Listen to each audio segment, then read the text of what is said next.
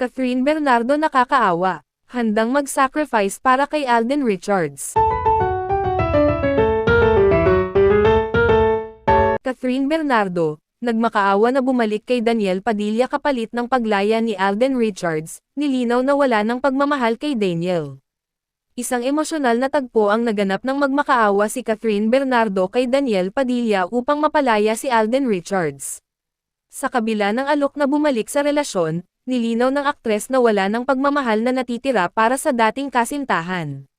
Catherine Bernardo, nagpakumbaba at inalok si Daniel Padilla na muling bumalik sa kanya kapalit ng paglaya ni Alden Richards. Ngunit may mabigat na kondisyon ang aktres. Nilinaw ni Catherine na ang kanyang alok ay hindi dahil sa pagmamahal kundi sa kagustuhang mapalaya si Alden Richards. Narito ang ulat. Isang tensyonado at emosyonal na tagpo ang naganap kahapon nang humarap si Catherine Bernardo kay Daniel Padilla upang hilingin ang kalayaan ni Alden Richards.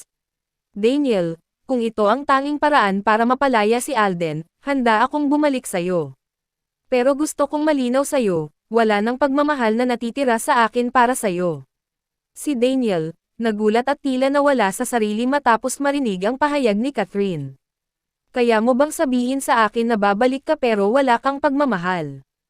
Catherine, anong klaseng relasyon ang iniisip mo? Ngunit si Catherine, nanatili sa kanyang posisyon. Daniel, hindi ko ginusto ang sitwasyong ito.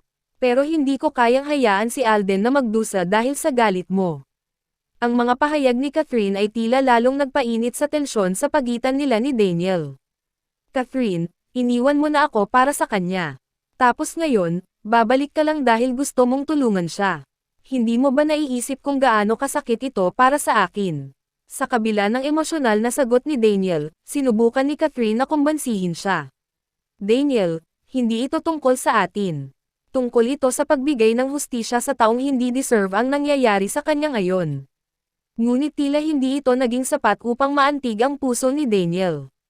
Catherine, kung babalik ka, gusto kong totoo. Hindi para sa ibang tao, kundi para sa atin. Halos mapuno na ng galit si Catherine sa mga hinihingi ni Daniel. Daniel, sinasabi ko na sa'yo, wala na akong pagmamahal para sa'yo. Kung gusto mong gamitin ito laban sa akin, bahala ka. Pero gawin mo ang tama. Ang emosyonal na sagutan na ito ay umani ng iba't ibang reaksyon mula sa publiko. Ang tapang ni Catherine na humarap kay Daniel kahit alam niyang magiging mahirap ang sitwasyon. Pero unfair din kay Daniel. Ginagamit lang siya para sa kalayaan ni Alden. Habang patuloy ang tensyon, sinubukan muli ni Catherine na kausapin si Daniel ng mahinahon. Daniel, please, huwag mong gawing mas mahirap ang sitwasyong ito. Wala na akong ibang hiling kundi ang mapalaya si Alden.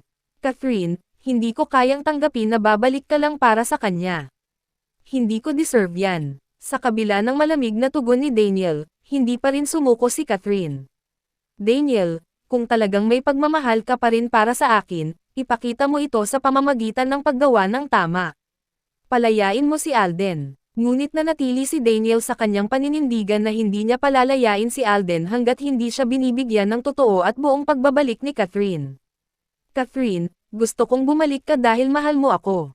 Hindi dahil gusto mo lang siyang tulungan. Habang ang usapan ay nagiging mas komplikado, tila hindi na mapigilan ni Catherine ang kanyang emosyon. Daniel, hindi kita kayang mahalin ulit dahil sa ganito kang klaseng tao.